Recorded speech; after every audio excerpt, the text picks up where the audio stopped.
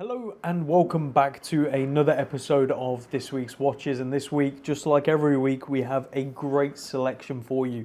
12 watches on the table, ranging from two incredible full gold Rolexes to some amazing Omegas, including vintage, to a very affordable and beautiful small JW Benson, some Seikos, everything you can possibly imagine in this drop. And as always, we have an incredible selection over at the website kibblewatches.co.uk. At the moment, I think we have around 120 plus watches in stock, which is incredible. So there's a lot of pages to scroll through. Maybe grab yourself a nice coffee or tea after watching this video and have a little scroll through. See if there's anything you like, send us a message and get in contact. So before we dive into the watches on the table, just some couple of things to mention, which I usually forget to mention. In the description, you will see a link to every watch we're showing here today, and that will take you over to the website. You'll be able to see all the photos, images, the additional images and the points of mention, the specifications, and the price if it is still available. You'll also see next to that a timestamp to skip to that specific watch. So let's say you're only here to see this amazing DeVille. You can click that timestamp. It will take you straight to that, and you can skip all my rambling. So that's the best way to do that if you do want to do that. Now, in terms of selling, as a lot of you know, it's a strange time in the world right now. In the markets, everything is all very odd. Amazingly, we are still buying and selling an awful load of watches, which has been absolutely incredible. I can't quite believe it. So thank you all very much for making that happen. But if you do want to sell, get in contact. The best way to do it is fill out the sell form on our website, and we'll get back to you as quick as we can. We will either buy your watch, consign your watch, or try and point you in the right direction. Or if we're not entirely sure which direction to point you in, we'll just apologize and say, unfortunately, it's not for us. Do keep in mind, every day we're offered anywhere from 10 to 20 watches every single day.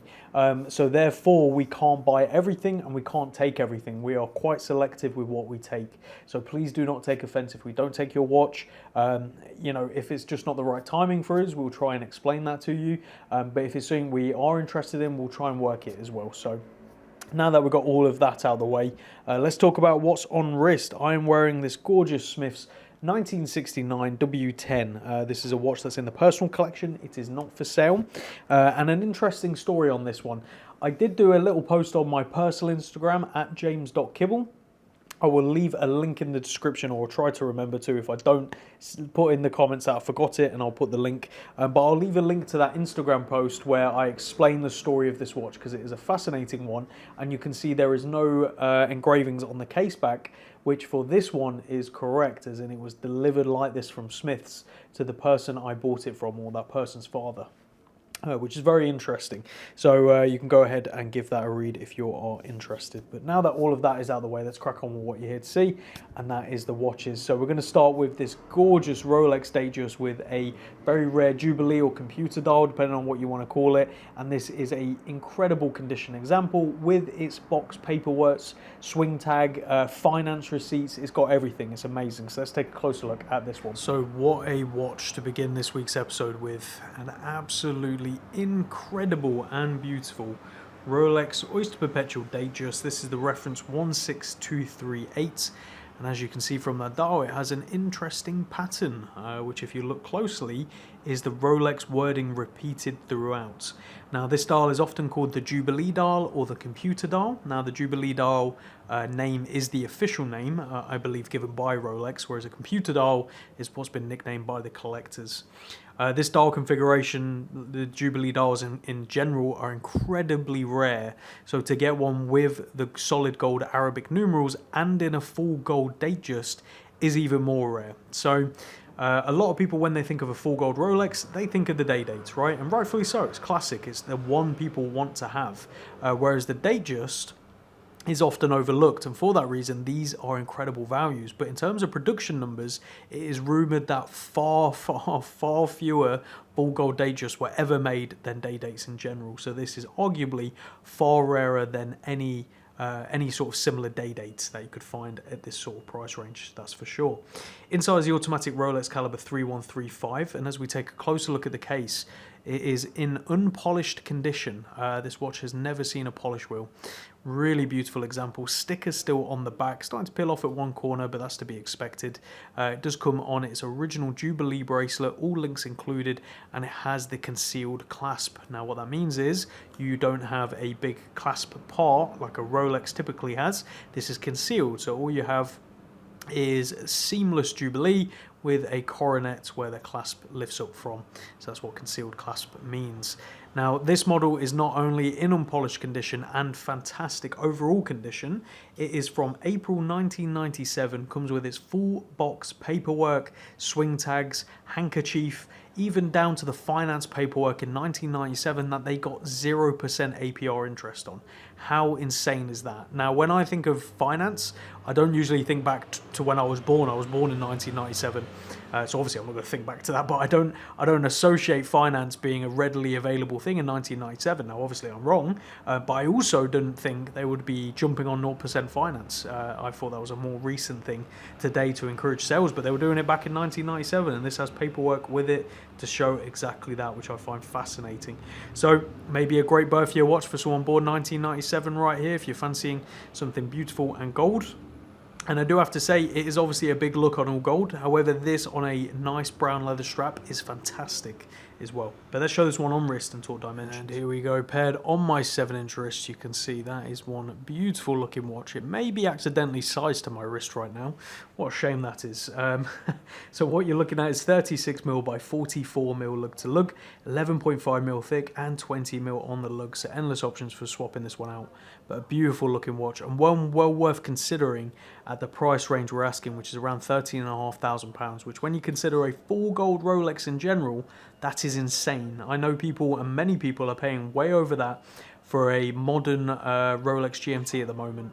To me, I would rather have a full gold Datejust. That's just me personally. I think the value speaks far higher in something like this than it does one of those GMTs, but that's just me. So go check it out on the website today. From one gold beauty to another, let's go over to this beautiful 1973 Rolex DayDate in yellow gold with the bark finish, and that's the bark finish on the bracelet and the bezel, a correct 1807 reference. This is spectacular. Let's take a closer look at this. From one full gold Rolex beauty to another, what you're looking at right here is an incredible Rolex Oyster Perpetual DayDate with the bark finish. Now as you look at that bezel, you can see it has this beautiful bark finish, which bark like the wood, and as we see, the center links throughout the bracelet also feature that same bark finish. A very, very incredible finish that Rolex just don't do anymore, and again, these have become sort of collectible just based on the finishing alone because it's so unique in the world of Rolex.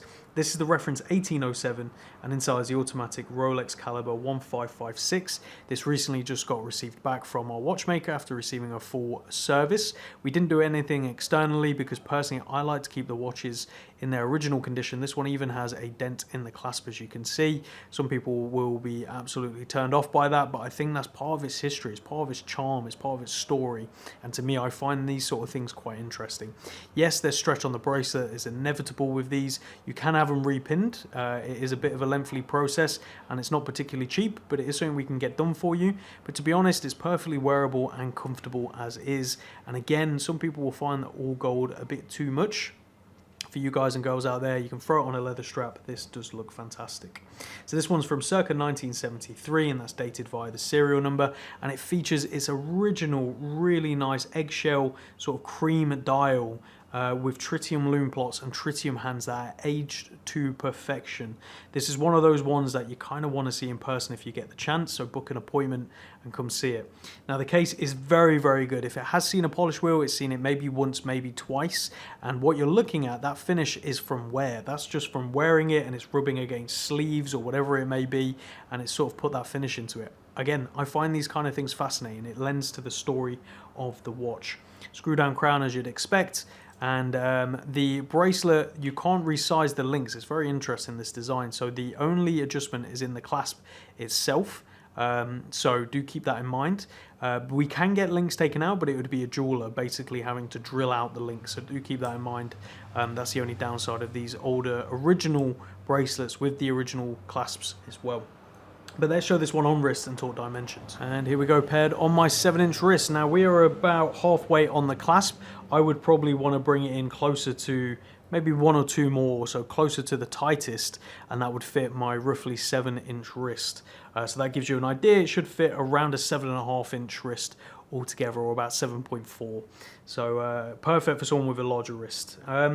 This is 36mm by 43.5mm lug to lug, 12mm thick and 20mm on the lugs. A beautiful looking watch. Yes, it's a lot of gold, but I don't know, I think it really works, and the overall tone and everything is beautiful. So go check this one out on the website today. Now from there we're going to go on to a beautiful Omega Speedmaster. This is the Apollo 11 45th anniversary in titanium and Sedna gold with a great sort of brown textured dial. It's fascinating. So let's take a closer look at that. Next up is this incredible Omega Speedmaster. This is a limited edition Apollo 11 45th anniversary, limited to 1,969 pieces to commemorate the moon landing in 1969, and specifically Apollo 11. I won't bore you with the reference to this one. As always with Omega, it's a long reference, which you can go see on the website. As we flip it over, you'll see a beautifully decorated caseback, as you'd expect from Omega, and inside is a manually wound Omega caliber 1861. Now this watch is titanium. The whole thing is titanium, and the bezel, as you can see, is gold. That is their own proprietary Sedna gold, as are the indices and hands on the dial. Now that dial is this really interesting matte, almost, it's a weird way to describe it, but it's like chocolate. The dial really looks like a bar of chocolate, and it has these beautiful gold indices, gold hands, everything's sunken and just finished to a really beautiful level. Hopefully you can see, as I bring that light over, you can see all of the multi-layered aspects of that dial. It's fascinating and really works with the overall design. This is definitely one for you Speedmaster nuts out there, or if you're really after a Speedmaster but want something totally different, something you're not going to see often at all, this is one of those references.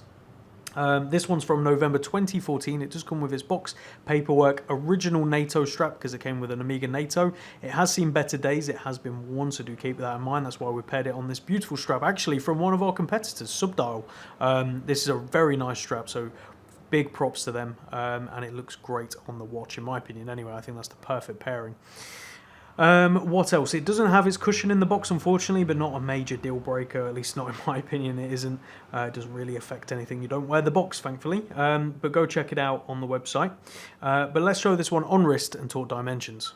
And there we go on my 7-inch wrist. I don't know about you guys, but this works really well with my jacket, and I think that's one good looking watch. So this is 42mm by 47.5mm lug to lug, 13.5mm thick and 20mm on the lugs. That is a sapphire crystal, not a Hesselite, so you don't have to worry about any scratches unless you absolutely smash the crap out of the watch, which hopefully you won't be doing anyway. But a beautiful watch, one well worth checking out on the website today. From there over to an Omega Seamaster Aqua Terra Co-Axial blue dial with the blue strap. A great watch, especially if you're in that market for just a quintessential Omega. I think this ticks all the boxes, and again, it's priced very, very well. So let's take a closer look at that one. So now on to the Omega Seamaster Aqua Terra Co-Axial blue, and this is the 41mm on the blue leather strap. As you can see, it features that beautiful baby blue second hand, which contrasts nicely against this dark blue of the dial, which actually plays so well with the light. It gives off different gradients of colour, and you have the matching 60 and 30, 45 and 15 also in the baby blue on the dial. These dagger style indices and the simple hands as well, everything just really ties together. Screw down crown, beautifully finished case, which again you'd come to expect from Omega, to be honest. And as we flip it over, you are presented with a very nicely decorated Omega Coaxial caliber 8900. I won't bore you with a reference to this one. You can see it on the website again. As always with Omega, it's a long reference. This one's from November 2022 with its box and paperwork. There's not an awful lot more to say about this watch, other than if you are after something quintessential Omega but done in the modern way, this is the Aqua Terra is a line I always look to be honest, and I think it's massively underrated and undervalued. Everyone goes to the Seamaster diving range, or they go to the Speedmaster. That's really it, you know. I think this, and even the Planet Ocean to some degree, I think are massively underrated among the modern Omega lineup. Let me know down in the comments what you think of that. But let's show this one on wrist and talk dimensions. And here we go on my 7-inch wrist. As you can see, a comfortable size. at 41mm by 47mm lug to lug, 13mm thick and 20mm on the lug, so you could swap this out quite comfortably if you wanted to. Omega do also sell a bracelet which you could purchase from them, but to be honest I kind of like the Aqua Terras better on the bracelets, on the strap, sorry. The bracelets are great, but the modern polished center links is a bit too bright for me personally, whereas this on a strap I think looks very good, so go check it out on the website today. From there to an Omega Constellation. This is the automatic and 35mm, probably the most desirable of this iteration. This is a really great example, fantastic condition, and a beautiful dial. So let's take a closer look at this one. Now onto the Omega Constellation. As I said, this is the automatic 35mm reference, specifically the reference 368.1201, and it features that beautiful textured dial, which is like this crosshatch pattern going all the way through. And again, it's very difficult to capture, it's very difficult to photograph, but in certain lights it just absolutely pops and makes the dial just look incredible. Date over there at 3 o'clock. The now famous constellation bezel with the Roman numerals and these sort of bold markers there on the dial, on the case even. As we flip it over, you're presented with the constellation caseback. That is an observatory with the stars in the sky, serial number stated at the bottom there, a very small cute little Omega crown over there, and inside this is the automatic Omega caliber 1120. This one is specifically from 2007. It comes with its box, no papers. Now something to keep in mind, this is the period of box where the red the leather they used pretty much deteriorated quite quickly. So this box, whilst original, is in pretty bad state. So it will come with the watch. The watch won't be in the box. The box will probably be in a plastic bag, and I'd recommend keeping it that way so you don't end up with red leather flakes everywhere. But again, we're providing it with the watch.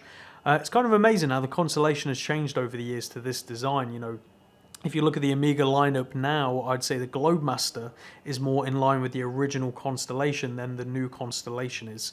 They've completely revamped the model, and it's nothing really like the vintage models.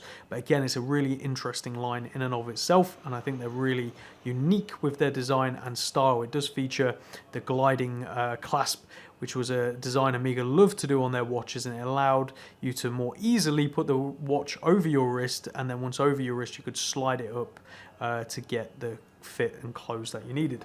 But let's show this one on wrist and talk dimensions. And here we go on my 7-inch wrist. Now I'm a big fan of this size. I think it works really well. It's one of those sizes that really is great for him or for her, even though at the time this would have been sold as a gent's watch. To be honest, it doesn't really matter. You can wear whatever you want. This is 35mm by 41mm lug to lug, only 9mm thick and 22mm at the lugs, tapering down to the clasp. This is a watch you can't swap the strap out for, so do keep that in mind. This is something you will keep on the bracelet, and it does come with a few additional links to fit up to roughly 7.5-inch wrist, so you have the options there. But go check out this one on the website today.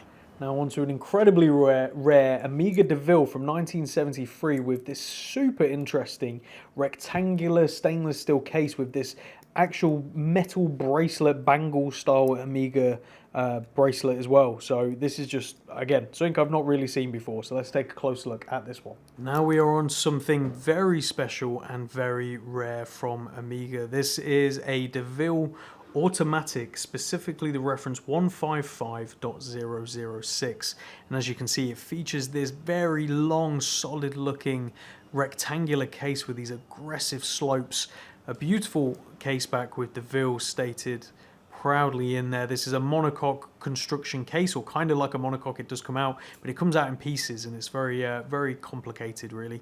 Beautiful blue dial, which as you can see has patinaed with this sort of bleeding, as we call it, around the edges, which has gone purple. So you've got this almost gradient pattern going on, and that is all natural patina.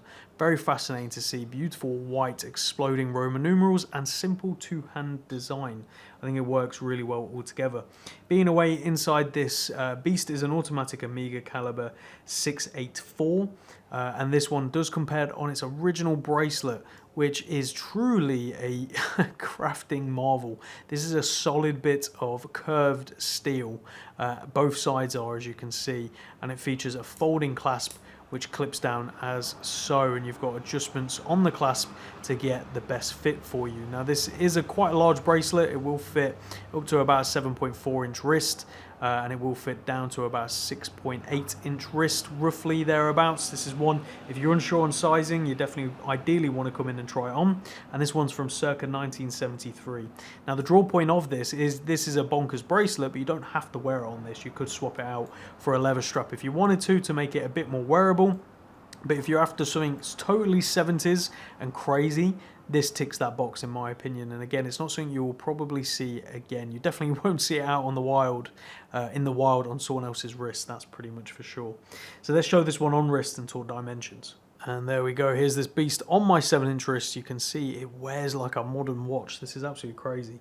What you're looking at is 27mm by 50mm lug to lug by 10.5mm thick and 20mm on the lug. So you could swap this out for a nice leather strap if you wish.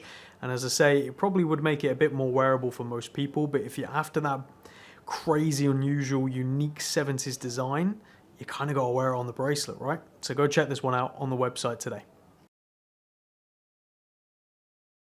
Next up is a Ming. Somehow I completely forgot to introduce this one in the intro part, so my apologies, but definitely not forgotten. This is the Ming 1706 Slate dial as it's named. Now the dial isn't quite blue, it isn't quite grey, it's somewhere perfectly in between, and in certain lights looks more blue and in certain lights looks more grey. It really is beautiful and I think works perfectly well. Now a lot of you will be familiar with the 1701, 1709, I think it's 1709, which is very similar in design and was released after this one, and they did it in burgundy and blue, and it was very, very popular, still is very popular, but it basically wiped out this model in terms of popularity because people were more focused on that one because it was cheaper, whereas this 1706 I think is massively underrated. The dial is just beautiful. You can see that repeating pattern in the center. I don't know exactly what they call it, but to me it looks like the seed of life just expanding out, a beautiful repeated pattern.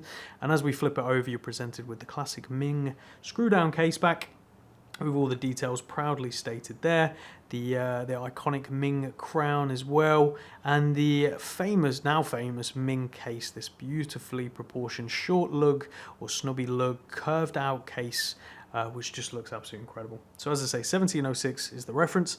Inside is the ETA 2824-2, and this one's from March 2020 with its box and paperwork paired on its original Jean Rousseau strap by for Ming, which is just absolutely beautiful. It's nice sort of dark black, almost blue suede, blue stitching. Again, it's sort of playing around with that dial and just making it work really, really well. But let's show it on wrist and talk dimensions. And here we go, comfortably on my 7-inch wrist. This is the thing I love about Ming. They wear so well on the wrist. They are absolutely fantastic. So at 38mm by 43.5mm lug to lug, only 10mm thick and 20mm at the lugs. Ming, you do use heavily curved straps and heavily curved spring bars. I'd recommend you ideally use the same to get a nice fit. This is a beautiful watch and one well worth checking out on the website today. Next up, we're going to go on to some Seikos. We're going to start with my favorite of the bunch. That is this gorgeous original 1966 Seiko 62 MAS or 62 MAS. This is an original Big Crown reference ending 8001 in the reference rather than the 8000. We'll talk more about that in a second, but this is the true 62 MAS, and this is just in fantastic condition, fresh from service, running beautifully, and one to add to any series collection. Let's take a closer look. Next up is one I've been very excited to finally get back from the watchmaker and bring to you guys and girls. This came back recently from a full service and is running beautifully. The rotor feels absolutely wonderful inside. This is an original Seiko 62 MAS or 62 MAS as it's often referred to. The reference is 6217-8001, and it features what's known as the Big Crown, as you can see with the Seiko wording proudly stated on there. The case condition of this one is truly wonderful. I would go as far as to say this is unpolished with still the original finish on the top. If it isn't, then this has been professionally recut, which I am unaware of considering the overall condition of this watch when it came to me. We have fitted a new crystal, and that crystal is incredible, but it makes it incredibly difficult to capture this watch and get everything to look, you know, in line, because that is a highly polished Seiko logo, which in some lights just vanishes with that dial, and in other lights when you catch it, you can see it catches perfectly. Really, really nice dial, really nice handset, really nice condition overall, nice aluminium bezel, overall, this is just a wonderful example. As we flip it over, you'll see the case back is still visible. You can actually see everything still on there if you catch it at the right light. Serial is still present. Yeah, it's just overall a very nice example. Inside is the automatic Seiko caliber 6217A, and this model dates from circa 1966, a very early 62 MAS. And interestingly, Seiko just released another reinterpretation of this watch. They have done many, however I would say it's probably the best one yet because it is the most true to this model. At the 38mm and everything, I'm excited to see one in person because I think it might be the closest yet, as I say, to the original 62 mass that I have in my hand. So let's show this one on wrist and talk dimensions. And there we go on my 7-inch wrist. What a good looking diver. There's a reason these 62 MASs have become so popular among collectors. Not only were they true tools used for that exact purpose back in the day, but now they just look absolutely fantastic, especially once they've developed some patina and charm. They're brilliant. So this is 38mm by 46mm lug to lug, 13mm thick, and a lot of that is taken up by that heavily domed crystal, and 19mm on the lug. So yes, a little awkward, but there are options out there. We've currently got it paired on a really nice dark brown suede strap, which I think suits it perfectly. But go check out this one on the website today. From there to a modern reiteration of the watch we just looked at, the 62 MAS. This is a blue dial, reference SLA043, and this is nicknamed the Glacier model. Beautiful. Let's take a closer look. Now on to the Seiko Diver Glacier, as its nickname. This is part of the SLA range. Specifically, this is the SLA043J1, featuring that beautiful blue dial and black bezel. This is a reinterpretation of the original 62 MAS. As we get on both side by side, you can totally see those similarities, whilst this is definitely a bigger version of 40mm with the blue dial and everything else. It's done really, really well, and I think they've been very faithful to the original, but just blowing it up to modern standards and modern proportions. This is, as I say, part of the SLA range. Now, the SLA range by Seiko is a Seiko, but a higher standard. Pretty much, I would argue, almost to the standard of Grand Seiko, featuring the higher grade 8L movements, or the 8 series movements, and higher finishing and overall build quality. So again, you can expect higher levels than standard Seiko by quite a margin with these models. This is limited to 1,700 pieces. As we flip it over, you can see that case back, still with that really cool symbol that we saw on the original. They've pretty much done it as true to the original as possible as well, which I find very, very cool. Limited to 1,700 pieces. Just compared on its blue rubber strap, its original one, which, yes, has been trimmed. Now, one of the original owners who actually bought the watch from retail didn't like how long the strap was and just decided to cut it. I've seen it before. I know a couple of collectors who have done it. It just means when we go to resell it, it looks a little odd, so do keep that in mind. But it does also come with its original Seiko black strap, which hasn't been cut, so you can always use that one or get a new strap from Seiko, especially the price we're asking for this. Inside is the automatic Seiko caliber 8L35, a very high grade Seiko caliber, and this one's from July 2021 with its box and paperwork. Let's show this one on wrist and talk dimension. And there we go, paired on my 7-inch wrist. So whilst it is on the larger size than the traditional, it still wears incredibly well and feels and looks like a modern reinterpretation, which is exactly what the name suggests. So I think Seiko have done a fantastic job with this one. It's 40mm by 48mm lug to lug, 14mm thick, and a lot of that is that domed sapphire crystal, and 20mm on the 19mm on the lug. So a little awkward, but there are options out there, and as I say, this comes with the blue it's currently paired on, but also the black in the box. So go check this one out on the website today. From there to a King Seiko 145th anniversary re-edition and limited edition of 3,000 pieces, a beautiful Seiko. At the retail price, it was a bit hefty, I'm not going to lie, whereas at the secondary market price, we're asking for it on this exact one, which is in fantastic condition. And from, let me find it on my list, from 2021, this is a no-brainer. So let's take a closer look at this one. Next up is a Seiko King Seiko 140th anniversary limited edition piece of 3,000 watches. Now, Seiko, or King Seiko, have done a fantastic job with this model, really replicating that original vintage watch that they're based on, down to the indices and the way they're faceted and cut and have the texture, especially at the 12 o'clock. the simple hands, the date placement, the placement of the text, and even the text font used. Everything is done so well with this model, and again brought up to modern standards and sizes, but still not crazy at 38mm. I think this really works. You're presented with the fat, faceted lugs, very reminiscent of this period. A nice replica crown of the Seiko crown as well, and as we flip it over, you're even presented with a beautiful gold medallion stating King Seiko. As you can see, done in the original style with the limited edition number also stated right there. This is the original strap, which is super soft and super comfortable, and it comes with its original buckle, which is by far one of my most favorite buckles of all time. I think that is one gorgeous looking buckle, and I know it's a strange thing to obsess on or even focus on, but I think that's very attractive and it just looks really nice. So as you can see, a huge amount of positive to say about this. This is the SLA043J1. Inside is the automatic Seiko caliber 6L35, and this one's from March 2021 with its box and paperwork. Now the original RRP asking price I think was over £3,000, quite a bit over if I'm not mistaken, which is crazy. Whereas the price we're asking for this I think is incredible value, and you're getting yourself a really great watch at that price. But let's show this one on wrist and talk dimensions. And here we go on my 7-inch wrist. It looks so good, and from a distance you'd be mistaken or forgiven for mistaking it for the original vintage. I think you can exactly see why that would happen. This is 38mm by 44.5mm lug to lug, 11mm thick and 20mm on the lugs, so endless options. They've done it really well. They've brought it up to modern proportions for those people that find the original a bit too small. To be honest, I'm perfectly fine with small watches, but I do think this one also looks great, and it's nice to have that option for those that find the vintage too small. This is the one to go for. So go check it out on the website today. Next we're going to go over to the fairer. This is the Charlton GMT Blue, a fantastic watch. This one comes with its bracelet as well, and again priced incredibly well, well under £1,000, and you're getting yourself a hell of a watch. So let's take a closer look at this one. Now on to fairer, and this is the Charlton GMT Blue with that beautiful dark blue and light grey bezel, which I think is a really nice contrast, not one we see often.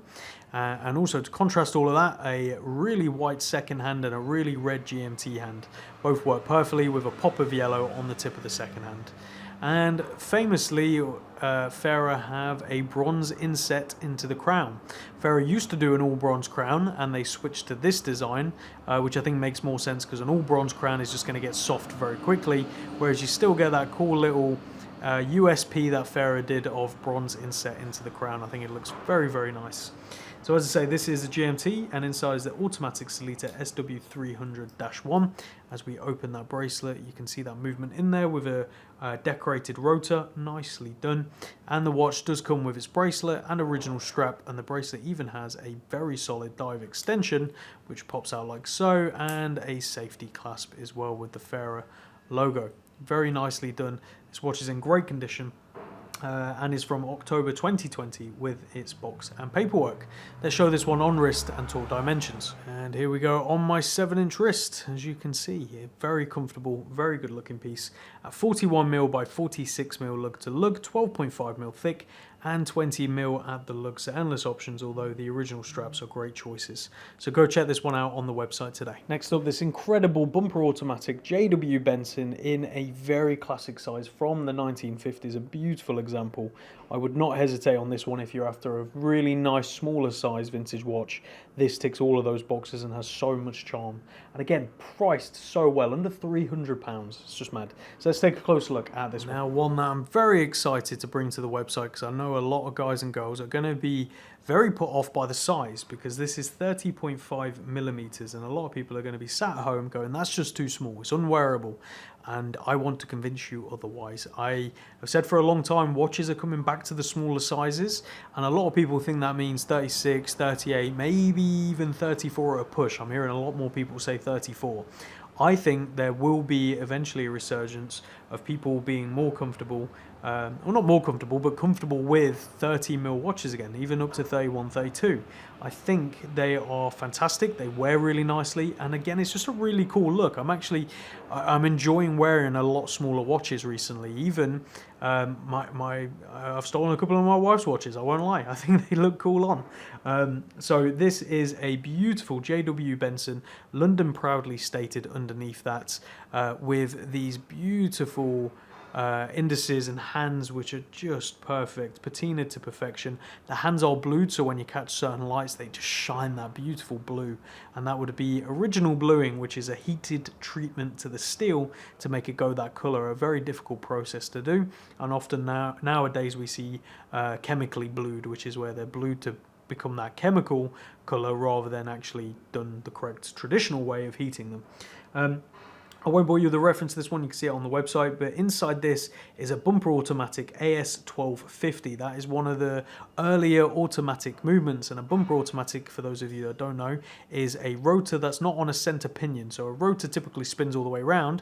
This one, the reason for the name bumper, is it has basically a plate here, or somewhere around here, with two springs, a spring either side, and the rotor bounces around basically and bumps against this plate and bounces back and forth. So you will feel that rotor on the wrist. Some people really love it, especially with the early Amigas. It's kind of a USP, something that people chase after. I think it's really interesting to have. This one, as I say, dates to circa 1950s. Very nice case, very nice condition, and just a great looking vintage piece. As I say, at the smaller size, I'm all for it. So let's show this one on wrist and talk dimensions. And here we go on my 7-inch wrist. Now, I think that looks really cool. Let me know down in the comments, what do you think? Do you think this is too small? Do you think guys shouldn't be wearing watches this small? I think there's definitely a section of the market which is not yet tapped, and I think it's these smaller watches.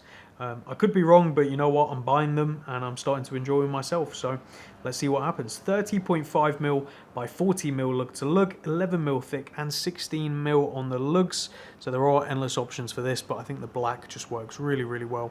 Again, I like that size. Let me know what you think down in the comment section, but go check it out on the website today. So there you have it, guys and girls. This week's drop, 12 incredible watches, really something for everyone, I think, at all kinds of price ranges. And if not in this drop, on the rest of our website, we definitely do. With over 100 watches in stock, there will be something that you will like. I can pretty much guarantee that.